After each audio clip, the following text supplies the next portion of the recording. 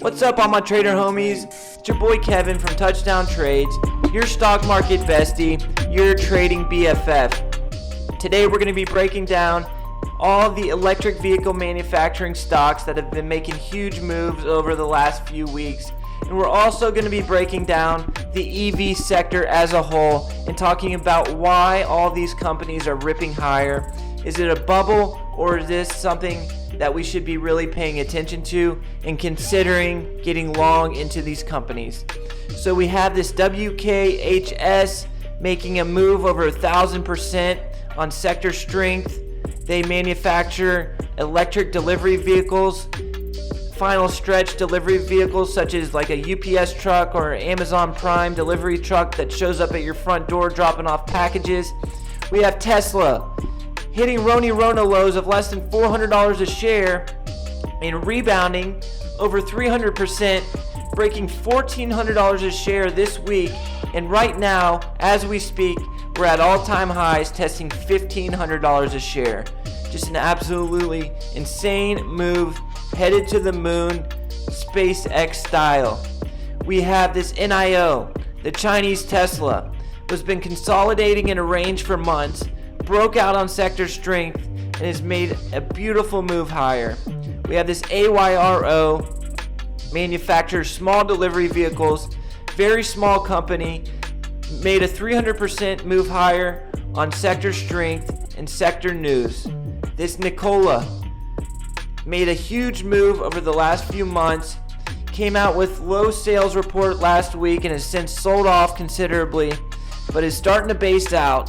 So today, in Touchdown Trades Market Analysis, we're going to be talking about all these stocks individually, breaking down the charts, breaking down trades that I'm considering taking in these companies, and we're going to be talking about the sector as a whole and talking about if this electric vehicle stuff is a bubble or not. So let's roll the intro, jump into the charts, and get this party started.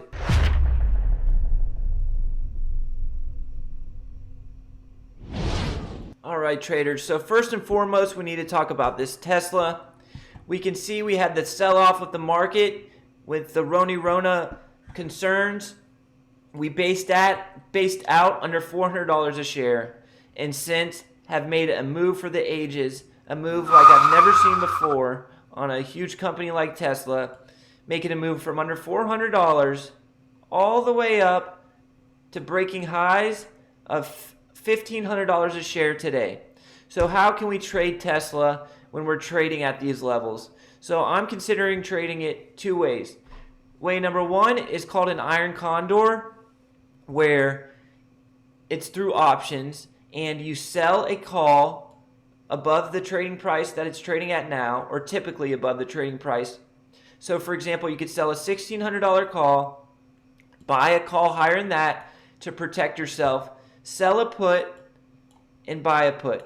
And what that does is it gives you a credit to where if you expect the stock to not trade higher than that level or lower than that level, you keep the credit at option expiration.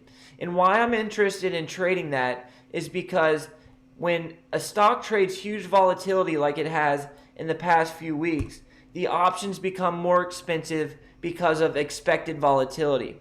And my thought process, my thesis, is that this Tesla cannot continue with this type of moves. It needs to digest this move. So I'm thinking that over the next few weeks, Tesla's just going to chop around a little bit, digest the move in a range, and then figure out whether it wants to move higher or is this move overdone and it's going to head lower. And when you're in the iron condor, you don't really care what happens that back here after it breaks out of the range. You just want it to stay in the range till expiration. So I think that's a very, very risk adverse way to make some money off this Tesla while it's trading at these levels without having to take on monster risk by choosing a direction. But I'm not opposed to taking a trade if we get an exhaustion candle, and I'll show you what an exhaustion candle is. Alright, so guys, if we get an exhaustion candle, I'm going to be looking to buy put contracts and look for Tesla to move lower. And what I'll be looking for is a candle that forms with a super long wick higher on very high volume. This is also called a volume top. Okay, so you get super high volume, you get a long wick where it tries to move up, and it ends up closing lower and selling off throughout the day. And typically after you get a candle like that, you'll get a few days or weeks of where you just get a nice little sell-off back down while it digests the extreme move that it made to the upside. So I'll be looking for that in Tesla, and if that does happen, I'll be looking for it both on the daily chart and the weekly chart. And if that does happen, I'll be looking to get short via put options. The next ticker I want to talk about, the next stock, is this WKHS, which is my favorite of the group for an investment because I think they're more unique than the other companies, and their market space is different, and they're not going to have as much competition because what they do is they manufacture vehicles that do last stretch delivery, dropping off packages at customers' doors. And I think that's an untapped market, and I think we're closer to that, something like that, short local deliveries, than we are to using electric trucks to deliver, like cargo trucks to deliver across country, because I think it's more practical and it's closer. Okay, so this WKHS has made a move. It was trading in a range for a long time, broke out of that range on sector strength, and made a 1,000% move higher.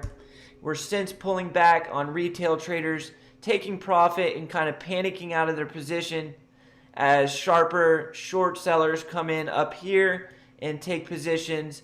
You have the combination of the short sellers coming in, retail traders taking profits and panicking out, which has caused this sell-off. I will be looking to swing trade this as well. I would love to get long down here in this $11 area using this prior bull flag as my risk and look for a bounce back up towards about $14.50, $15 a share for a nice little swing trade. That's going to take care of WKHS. Let's move on to this AYRO. All right, so this AYRO is the smallest company, the smallest market cap, and the smallest float of the group. They have a really small float. I believe it's only 2 million shares. So when we get volume coming in, we're going to get a move. So we've been trading in a range back here for a few months, and it broke over the range. This chart is actually very beautiful. It's a beautiful looking chart. It's setting up nice. However, the company is my least favorite of the group because the vehicles they manufacture look like golf carts. No joke, they look like golf carts. But the chart is pretty and it is setting up, and I'm looking to take a trade. Once we broke out, we consolidated. We had the bull flag formation. We broke out again. And we're getting that nice little, same little setup happening now. So what I want to see is I want to see it come back down. We get some consolidation down here, and then when it starts to trend, spike back up, I'll take a position looking for a move back towards $7. So I'm not going to go in heavy size on this ticker, this AYRO, because of the low float and the risk that we could just get a public offering or a complete washout back down. The next stock we're going to talk about is this NIO, the Chinese Tesla. That's what I like to call it, at least. So this company is also on sector strength, making a nice move. For months and months, we were trading in a tight range. And on sector strength, we break out of the range. They also came out with better than expected revenue and sales. Their sales are, I think, are around $1 billion a year, that surprised me. I didn't expect it to be that high. Tesla's sales right now are like $23 billion a year. So this NIO is already a pretty established company, which was surprising to me. But I'm not really too concerned about investing in it. I'm more looking for a trade. So let's break down this chart. So we get the breakout, we get the move higher. There's no way we can buy up here, right? If we're just looking to trade this, we cannot buy up here. It would be dumb, and we have nothing to risk off of. So in order to get long this NIO into a trade, unless you have short locates available, I don't mind a short trade up here. But if you don't have locates like me, I don't, then I'm going to need to see a pullback, a bull flag formed, some consolidation, and then we have something to risk off of the low of the pullback we can risk off of and look for a swing trade to break out through the highs. All right. The final ticker we're going to be talking about is this NKLA, Nikola. So they came out with their, all right, let's back it up a little bit. So they traded extremely low volume for the past few years or so. And they came out with news that they're going to manufacture a common consumer truck. I think it's called the, what is it called? The Rampage or the Rover or something like that. It's a cool truck. It looks cool. I wouldn't mind getting one myself. It looks badass. However, that sent it higher. The news of the truck, they were coming out with pre-orders. They were saying the pre-orders were going good. We had a beautiful bull flag formed where it looking like it might have want to break out. But then they came out with news that the pre-order sales were much lower than expected, and that created a sell-off. And we've since kind of based out at the $40 level.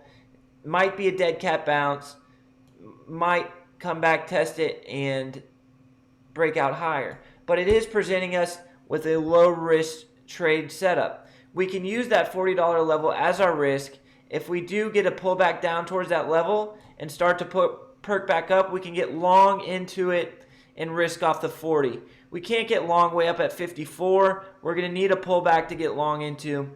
But we got to be careful because this thing could very well head back down to $20 a share, or it very well could break out back to the upside. So just some food for thought. That is my overview of the specific stock tickers and how I'm looking to trade them personally. So now let's talk about the sector as a whole, the electric vehicle sector. Okay, so this may hurt some people's feelings. I'm not going to bash this sector, but it's obviously a bubble, okay? Whenever you have a sector or a group of stocks that are trading like this,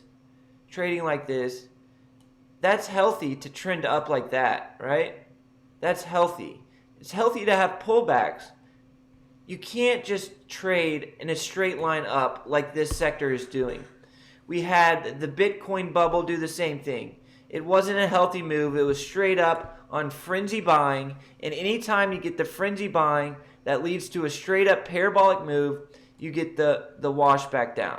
Okay, so it is a bubble. 100% it's a bubble. It can't continue forever. There's going to be pullbacks. I'm not saying it's wrong to invest in the EV sector, but I am saying it's wrong to invest in the EV sector when you're trading at these levels. Even this NKLA, even if you're trading up here, it's wrong to invest in it.